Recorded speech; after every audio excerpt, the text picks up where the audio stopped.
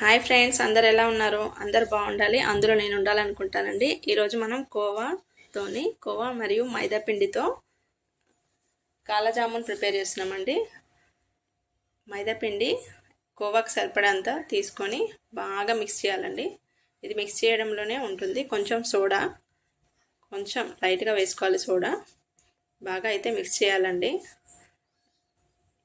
ఇది కోవా కలుపుతూ ఉంటే ఫ్రెష్ కోవా అయితే మనకి జిగురు లాగా వస్తుంది. ఇంకా ఏమి యాడ్ చేయకుండా గట్టిగా మిక్స్ చేయాలండి.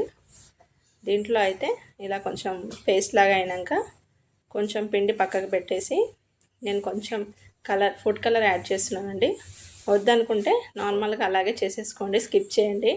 కావాలనుకున్న వాళ్ళు ఇలా కొంచెం డిఫరెంట్గా ఉంటుందని ఇలా చేస్తున్నాను. ఇది మధ్యలో అందులో పెట్టేసి మనం జామున్ చేసుకుంటే పర్ఫెక్ట్ కాలాజామున్ అయితే ప్రిపేర్ అవుతుంది ఫ్రెండ్స్. ఇలా చక్కెర పాకంకి చక్కెరని అయితే 1/2 kg చక్కెర తీసుకున్నాము. అది వాటర్ మునిగేంత వరకు వాటర్ వేసుకొని ఇందులోనే యాలకుల పొడి వేసుకొని మరి మామూలు పాకం అయితే చేయాలండి. తీగ పాకం కాకుండా మామూలుగా చేయాలి. ఇలా గులాబ్ జామున్ని ముద్దలాగా చేసాం కదా, అందులో ఈ గ్రీన్ కలర్ది ముద్ద పెట్టేసి ఇలా జామున్ షేప్లో అయితే చేసుకోవాలి. ఇది నెయ్యిలో అయితే ఫ్రై చేస్తున్నామండి. కావాలి అంటే డాల్డాలో కూడా చేసుకోవచ్చు. ఇది ఫ్రై చేస్తుంటే మనకు కొంచెం బ్లాక్ కలర్గా వస్తుందండి. ఈ కలర్ వచ్చాక మనం తీసేయచ్చు. చాలా టేస్ట్ అయితే చాలా బాగా వచ్చిందండి. ఇవి తీసేసి పాకంలోనే వేసుకోవాలి.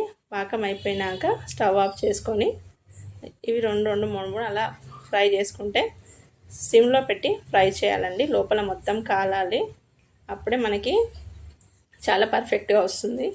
ఈ పాకంలో వేసి 1 day తర్వాత తింటే ఇంకా మనకి అబ్జార్బ్ అనేది బాగా అవుతుందండి. ఇలా మొత్తం ఒక దాంట్లో వేసేసి అలాగే ఉంచేద్దామండి. ఎంతో టేస్టీ కాలాజామున్ అయితే ప్రిపేర్ అయింది ఫ్రెండ్స్.